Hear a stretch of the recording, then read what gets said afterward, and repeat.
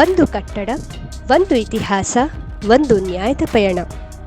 ಬೆಂಗಳೂರು ನಗರದ ಹೃದಯ ಭಾಗದಲ್ಲಿ ಕಬ್ಬನ್ ಉದ್ಯಾನವನದ ಎದುರು ಕೆಂಪು ಬಣ್ಣದಲ್ಲಿ ಗಂಭೀರವಾಗಿ ನಿಂತಿರುವ ಈ ಭವ್ಯ ಕಟ್ಟಡವನ್ನು ಇಂದು ನಾವು ಹೈಕೋರ್ಟ್ ಆಫ್ ಕರ್ನಾಟಕ ಎಂದು ಕರೆಯುತ್ತೇವೆ.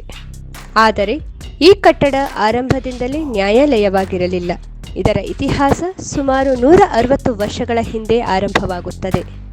19ನೇ ಶತಮಾನದ ಆರಂಭದಲ್ಲಿ ಮೈಸೂರು ಸಂಸ್ಥಾನ ತನ್ನದೇ ಆದ ನ್ಯಾಯ ವ್ಯವಸ್ಥೆಯನ್ನು ಹೊಂದಿತ್ತು. ಗ್ರಾಮಗಳಲ್ಲಿ ಪಂಚಾಯಿತಿಗಳು, ತಾಲೂಕುಗಳಲ್ಲಿ ಸ್ಥಳೀಯ ಅಧಿಕಾರಿಗಳು ಹಾಗೂ ಅರಸರ ಆಸ್ಥಾನದಲ್ಲಿ ಅಂತಿಮ ನ್ಯಾಯ ನೀಡಲಾಗುತ್ತಿತ್ತು. 1831ರಲ್ಲಿ ಬ್ರಿಟಿಷರು ಮೈಸೂರು ಆಡಳಿತವನ್ನು ತಮ್ಮ ವಶಕ್ಕೆ ಪಡೆದ ನಂತರ ಹೊಸ ಆಡಳಿತ ವ್ಯವಸ್ಥೆ ಆರಂಭವಾಯಿತು. 1864ರಲ್ಲಿ ಈ ಕಟ್ಟಡದ ನಿರ್ಮಾಣ ಆರಂಭವಾಯಿತು. ಬ್ರಿಟಿಷ್ ಇಂಜಿನಿಯರ್ ರಿಚರ್ಡ್ ಹೆರಾಮ್ ಸ್ಯಾಂಕಿ ಅವರ ಮೇಲ್ವಿಚಾರಣೆಯಲ್ಲಿ 4 ವರ್ಷಗಳ ಕಾಲ ನಿರ್ಮಾಣ ನಡೆಯಿತು.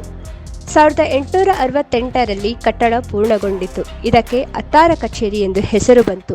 ಅತ್ತಾರ ಎಂದರೆ 18, ಕಚೇರಿ ಎಂದರೆ ಸರ್ಕಾರಿ ಇಲಾಖೆ, ಅಂದರೆ 18 ಸರ್ಕಾರಿ ಇಲಾಖೆಗಳ ಕೇಂದ್ರ.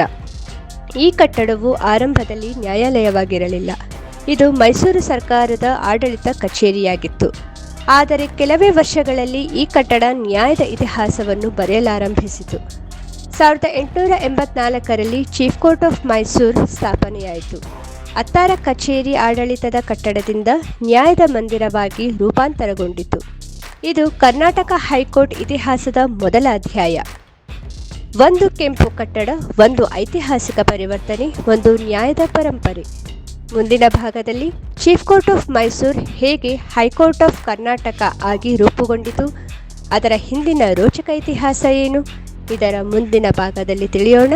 ಇಂತಹ ಕಾನೂನು ಮತ್ತು ಇತಿಹಾಸದ ಅಪರೂಪದ ಮಾಹಿತಿಗಾಗಿ LK ವಕೀಲ್ ಮಿತ್ರ ಪೇಜನ್ನು ಫಾಲೋ ಮಾಡಿ.